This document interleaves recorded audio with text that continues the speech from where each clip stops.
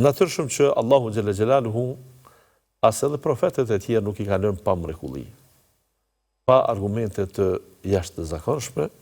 Në këtë rast edhe Musa alayhis salam i pati ato argumentet e famshme, prej tyre dy më të mëdha që ishin fa alqa asahu fa idha hiya thu'banun mubin.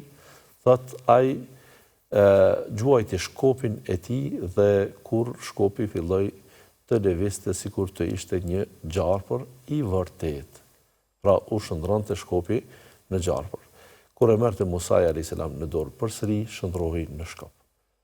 Ka njerëz fshinin sytë se apo shohin mirë, apo vërtet është ky njeri me këto atribute kësi që dje, pra nuk ka qenë i dalluar në shoqëri, tash sot ka një shkop i cili po mund të shndrohet në gjallësë e cila lëviz dhe pastaj të ngrihet përsëri dhe të bëhet prap shkop, kjo do të ishte interesant.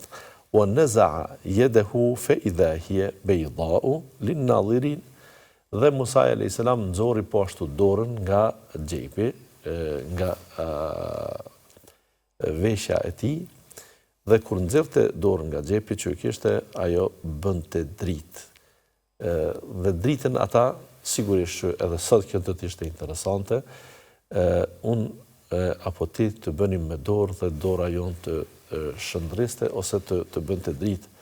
Ne me njëherë do të na shkojmë mendja të kërkojmë mos kemi vendosur ndonjë element prodhues të energjisë në kuptim pra ndonjë bateri, ndonjë adapter, rrymë e tjera, se si është e mundshme që ne dora jonë pa qenë e sëmur të na shëndrisë, pra të na bëjë dritë.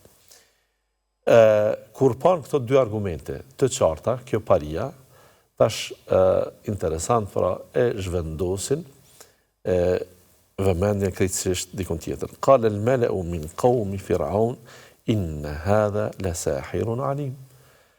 Pra pasuesit e faraonit thanë ky njeri pra që ka magjistar i dijshëm. Magjistar i cili nuk e ka këtë çështje vetëm një profesion që e ka ushtru, por që ka shumë i sofistikuar dhe që ka magjistar i dijshëm.